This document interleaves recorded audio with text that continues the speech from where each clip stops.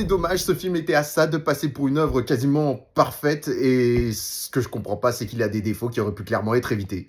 Yo people, c'est GDS, nouvelle back review à chaud sans spoil sur le film Weapons ou Évanoui en version française. Donc ce film est un thriller horrifique qui met en scène 17 élèves d'une même classe qui ont mystérieusement disparu durant une nuit. Un seul élève est encore restant. Toutes les accusations vont se porter sur l'enseignante de cette classe, à tort ou à raison, ça, toute l'intrigue tourne autour là-dessus. La manière dont on suit les personnages à partir du moment où on a découvert que les élèves ont disparu, comme si on menait une espèce d'enquête, c'est plutôt intéressant. On suit chaque personnage durant une certaine période pour voir ce qu'il faisait exactement. Donc ça donne un peu la sensation d'avoir plusieurs personnages principaux.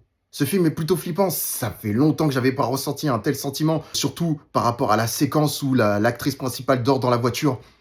J'étais comme ça derrière mon écran, c'était incroyable, la tension de cette séquence est monumentale. Et on va passer au point négatif, c'est que ce film aurait dû durer peut-être 15-20 minutes de plus. Je trouve que c'est dommage qu'on s'attarde pas assez sur la pression, sur le harcèlement que l'enseignant subit vis-à-vis des accusations, sur le potentiel fait que ce soit la responsable de la disparition des enfants. Certaines séquences horrifiques ne marchent pas tant que ça. Course-poursuite avec l'un des personnages qui suit l'actrice principale, c'est fait en plein jour, ça ne marche pas. J'ai même rigolé, c'est un peu grotesque. On parle de grotesque, c'est qu'il y a un ton un peu humoristique. C'est bizarre, j'aime pas trop. C'est un peu comme, parce que c'est le même réalisateur que Barbarian, un ton comme ça aussi.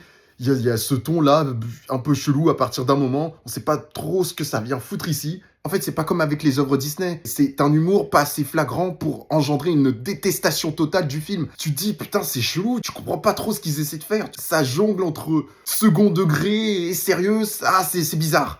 Et puis maintenant, la fin, qui fait débat, qui divise de ouf. Et je peux comprendre, parce que même moi, ça m'a surpris. Me connaissant, normalement, j'aurais détesté ça, mais là, j'en ai ri. Parce que c'est bien mis en scène. Cette séquence de course-poursuite, caméra embarquée, ça marche plutôt bien. Mais le ton que ça prend, ça vient vraiment casser la ligne directrice du film. Comme j'avais dit, il y a un ton second degré assez chelou. Et la fin vient marquer un point ferme sur ça.